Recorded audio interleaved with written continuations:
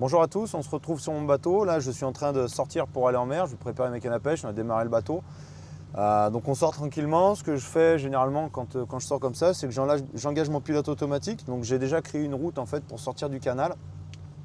Là, on a déjà commencé à naviguer, comme vous voyez. Donc j'ai ma route qui est ici, qui commence du port et qui sort. Là, comme j'ai déjà commencé à naviguer, simplement, je vais me mettre sur le point suivant, démarrer navigation. En mode précision, comme je suis dans un canal, il faut vraiment optimiser la précision. Donc là, on voit le pilote s'est engagé. Donc on a l'information ici sur le capteur, comme quoi le pilote est bien engagé. Et on a également sur l'écran cet onglet en haut là, qui me donne un certain nombre d'informations. Par exemple, la distance avant d'arriver au point numéro 4, ici. La distance et le temps pour arriver à ce point. Et la distance totale, le temps total pour arriver, pour finir ma route à cette vitesse-là.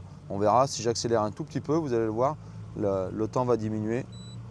Voilà, là le pilote vient d'arriver sur le waypoint, il a mis à jour et il prend, donc vous allez voir, regardez, il va corriger sa trajectoire maintenant pour venir s'aligner en direction du waypoint suivant et ainsi de suite.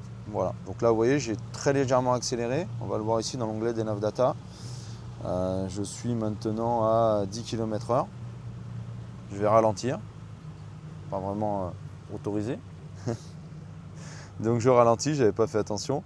Voilà, je vais ralentir pour me mettre donc à 5 nœuds, à 3 nœuds. Pour revenir sur le pilote automatique, ici donc j'ai sur mon bateau un pilote automatique NAV 300. Pour la gestion directe depuis l'afficheur du pilote, c'est très simple. Si j'ai envie de suivre un cap, par exemple je navigue au 95, j'appuie une fois sur le bouton standby, la flèche rouge.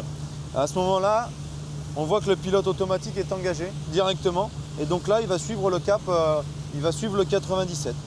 Si j'ai envie de changer mon cap, en appuyant sur les flèches ici, droite ou gauche, je modifie de 1 en 1, 1 degré par 1 degré. En appuyant sur la double flèche, ici, je modifie par 10 le cap à chaque impulsion sur le bouton. Pour désengager mon pilote, c'est très simple.